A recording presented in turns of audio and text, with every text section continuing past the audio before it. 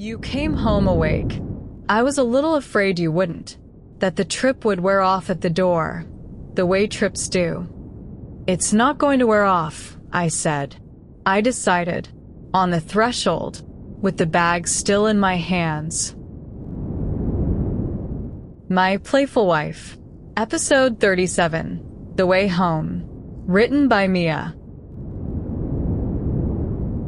We flew home on a Sunday, and Meera, who books the next visit before you have left the first, had already booked the next visit before we left the first. She did it at the airport, openly, holding her phone up so we could see the screen, daring us to object. A date in the spring, the four of us again, our city this time, our table.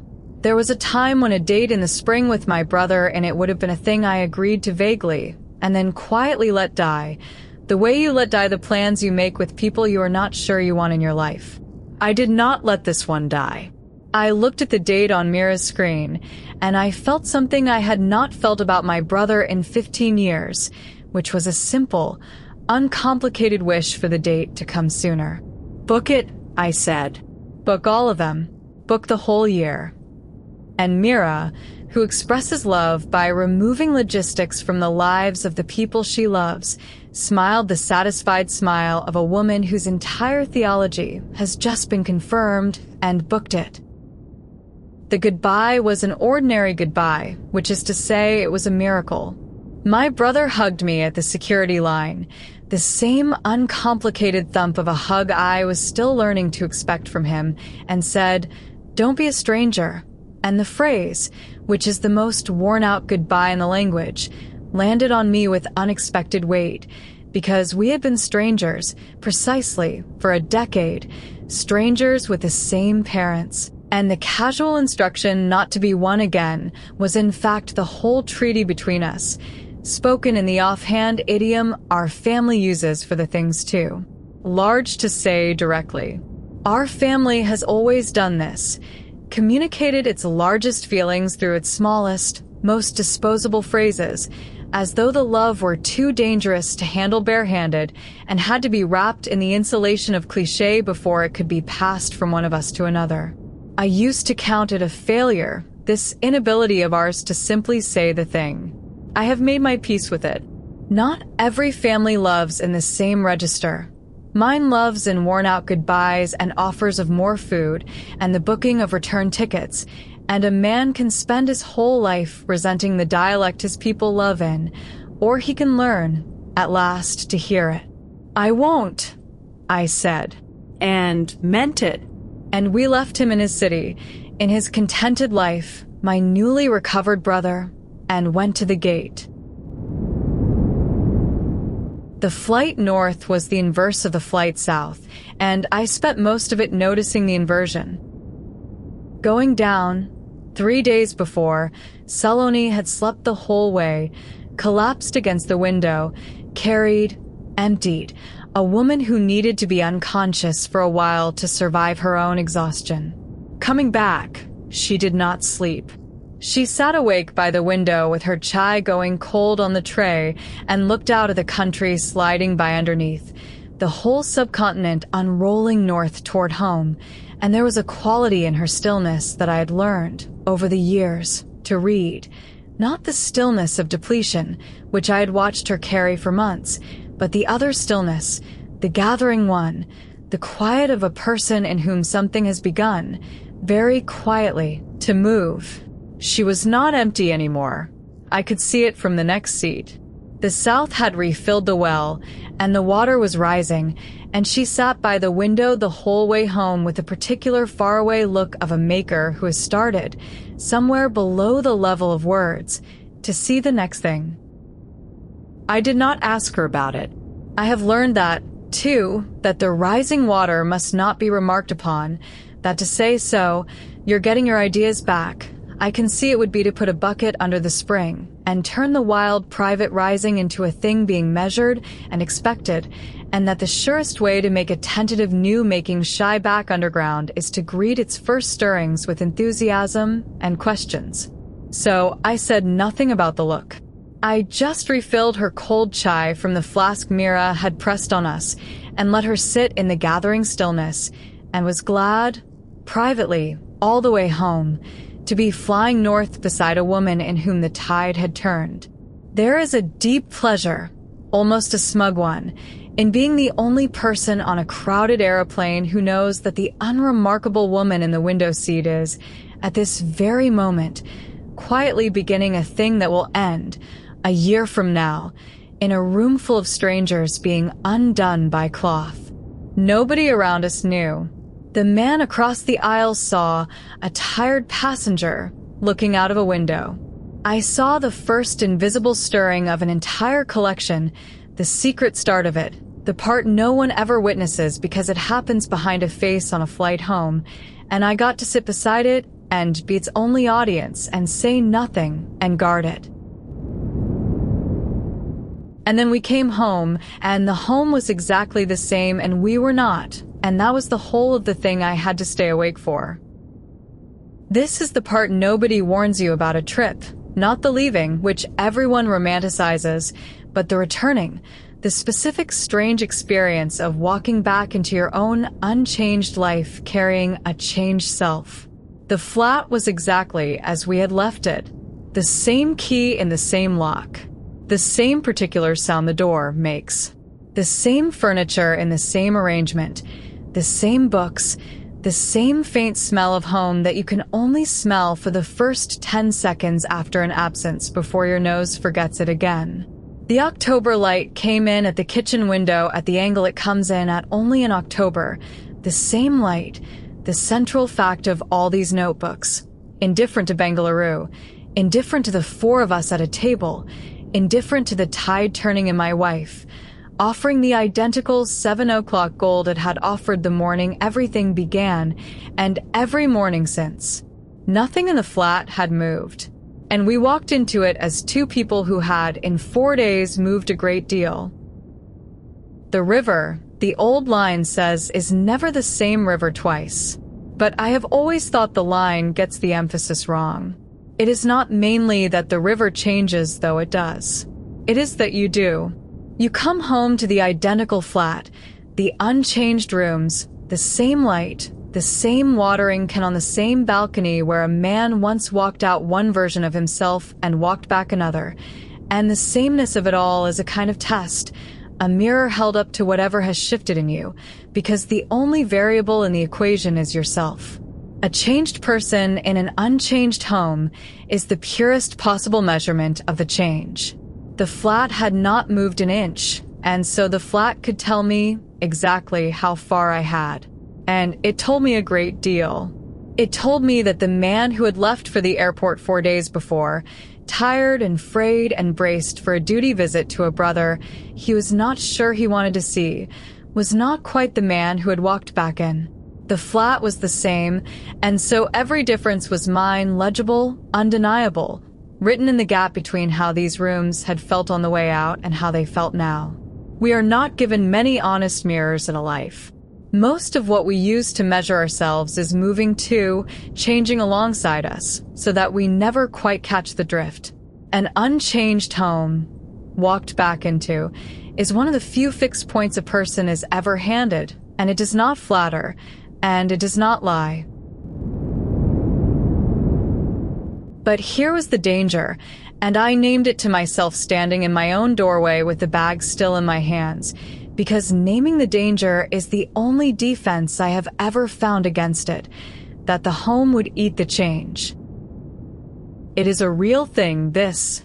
You go away, and you wake up, a trip, a retreat, a few days in a brother's city, some interval outside the grooves your life has worn into you, and for a while you are more present, more awake, more able to see, because the unfamiliar forces your eyes open the way the familiar lulls them shut.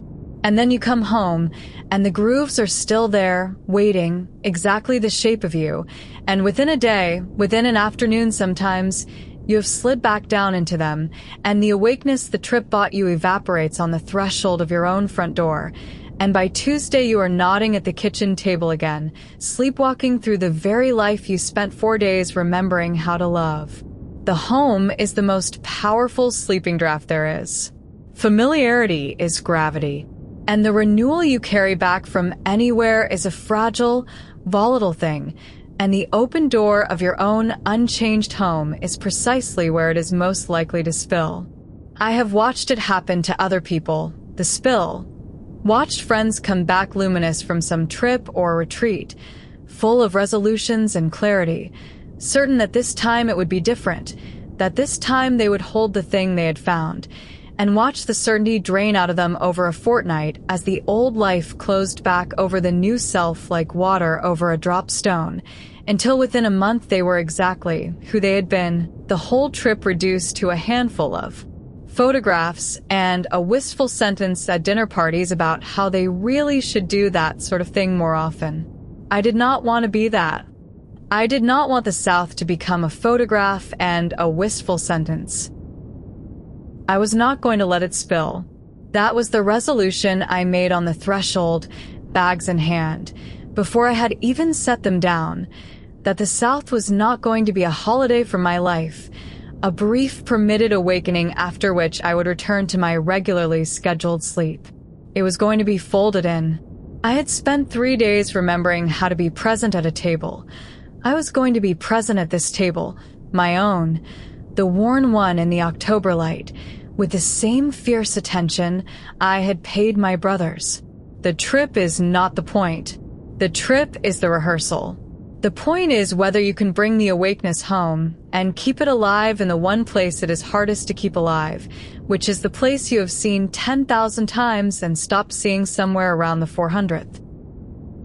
So I set down the bags, and instead of doing the thing I would once have done, unpack, sort the post, slide gratefully back into the grooves, I stood in my own kitchen and made myself look at it. Actually look. The way you look at a room in a brother's city you have never seen before. The kettle, the 2 cups on their hooks, hers and mine, the small daily liturgy of them. The table where a shaking man once sat in the dark and where, across 2 years, the same man had learned to sit in the light. The balcony door, and beyond it the watering can, and beyond that the grill and the gray-green tops of the neighbors' plants and the whole ordinary view that had been the backdrop to the most important morning of my life. I looked at my home as a tourist looks at a thing he has traveled a long way to see, and the looking woke it back up, the whole familiar room standing suddenly visible again, dense with everything that had happened in it, and I understood that this is available to me every single day, this re-seeing, that I do not have to fly to a brother's city to earn it, that the home will become visible again any time I am willing to do the work of looking at it as though I had traveled a long way too. Arrive.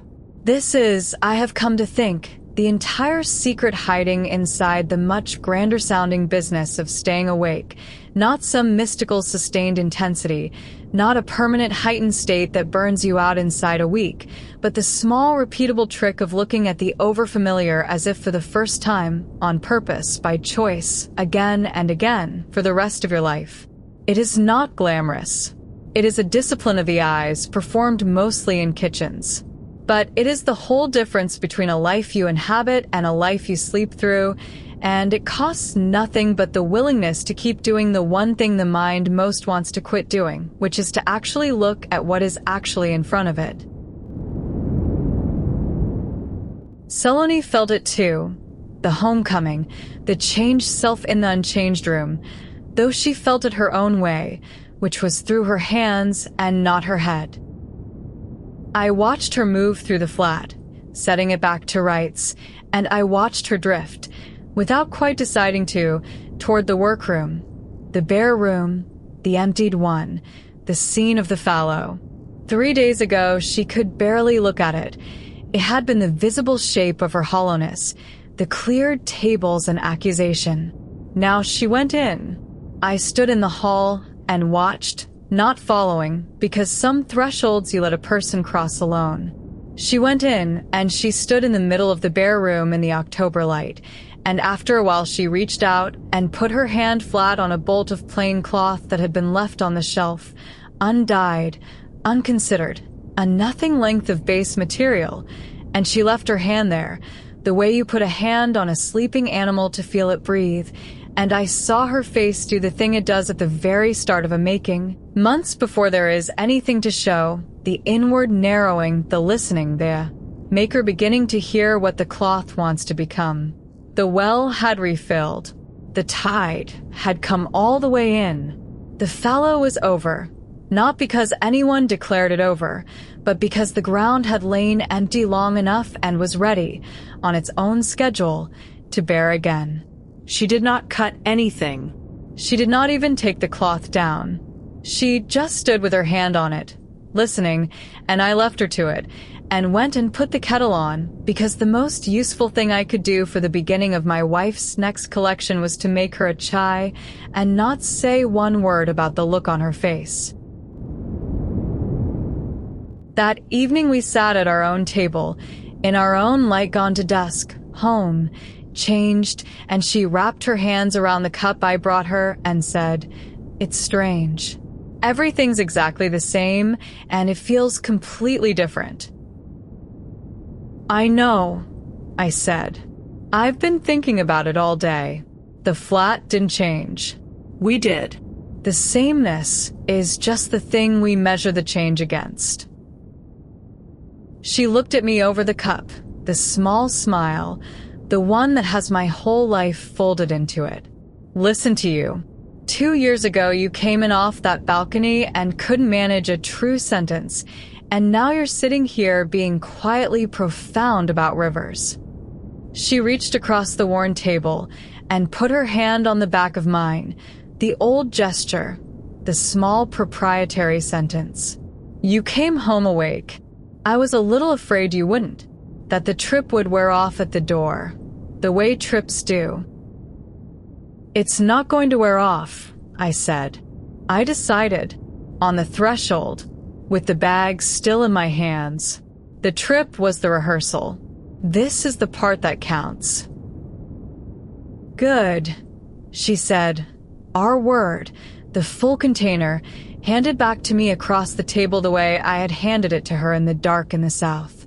And we sat in our own dusk in our own unchanged rooms, two changed people, the same light going down on entirely different faces, and I was, for one more ordinary evening, completely and deliberately at home in my own life. I wrote it in the 5th notebook before bed, in the lamplight, the flat quiet around us in the way only a home you have just come back to is quiet. Home. Meera booked the spring before we left. My brother said, "Don't be a stranger." The whole treaty in a worn-out phrase. Saloni didn't sleep on the way back. The gathering stillness, the tide all the way in. I said nothing about the look. You can't put a bucket under a spring. And then the hardest part of any trip, coming home to the identical flat as a changed man. The river isn't the same twice, but the emphasis is wrong. It's not the river that changes, it's you, and an unchanged home is the purest measurement of it. The danger, the home eats the change. The awakeness spills on the threshold. You're nodding at your own table again by Tuesday. Named it, refused it, stood in my own kitchen and looked at it like a tourist who'd traveled a long way to see it, and it woke back up. The re-seeing is available every day. I don't have to fly anywhere to earn it. Saloni put her hand on a bolt of plain cloth and started to listen. The phallus over. I made chai and said nothing. And below it, the working line. You do not have to leave home to wake up. You only think you do. The trip is the rehearsal. The home is the performance. Bring the awakeness back through your own front door and keep it alive in the most familiar room you own. That is the whole discipline, and almost no one manages it. And it is the only thing that turns a good trip into a changed life instead of a fond memory. Look at your own kitchen as though you traveled a long way to see it. You did. It just took you 4 days and a brother city to remember the distance. To be continued in episode 38, The First Thread. Simbolo di copyright Mia. All rights reserved. That was episode 37 of My Playful Wife. If this story is staying with you, the next episode is already waiting. Subscribe so you don't miss it. The complete book is on Amazon, and early episodes plus bonus chapters are on my Patreon. Links are in the description. I've Mia. Thank you for listening.